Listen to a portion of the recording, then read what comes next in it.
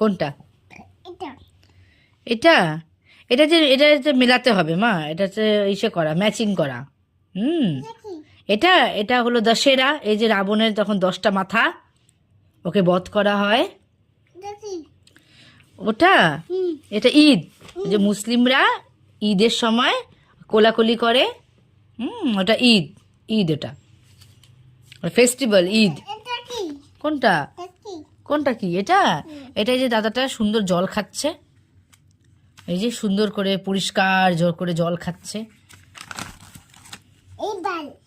এইবার কি?